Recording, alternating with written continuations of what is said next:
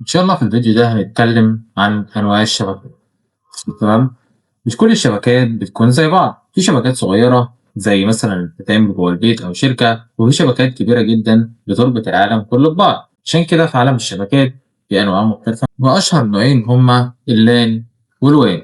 طيب ليه إحنا لازم نتعلم ونفهم أنواع الشبكات؟ لأن كل شبكة بتشتغل بطريقة معينة. الفرق ده لازم أي حد يتعلمه، خصوصا لو حد بيتعلم نتوركينج أو السايبر سيكيورتي. تمام. أول نوع معانا هو شبكة اللان.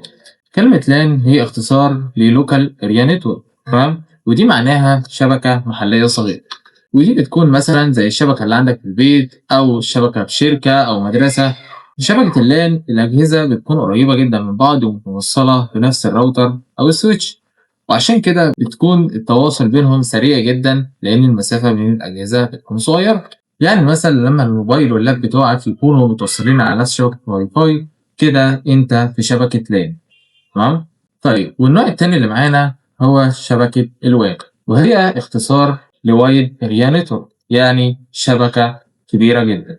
وأشهر مثال على شبكة الوان هو شبكة الإنترنت، لأن الإنترنت عبارة عن شبكات كتير جدا متصلة ببعض حول العالم. يعني لما تبعت رسالة لشخص تاني في دولة تانية، البيانات بتنتقل عبر شبكة الوان.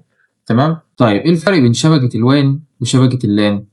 شبكة اللان هي شبكة صغيرة وسريعة، بتكون في مكان محدود وصغير. تمام. أما شبكة الوان فهي شبكة ضخمة جدا بتربط أماكن بعيدة جدا عن بعض. وفهم الفرق بينهم مهم جدا لأي حد بيتعلم النتوركينج أو السايبر سيكيورتي. وده ملخص سريع للي شرحناه النهارده.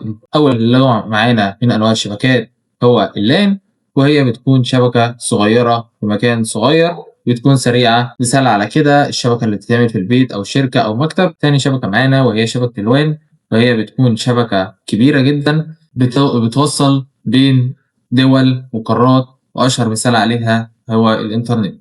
لو عجبك الفيديو ما تنساش تعمل فولو وسير في لايك عشان تكمل معانا رحلة أساسيات الشبكات.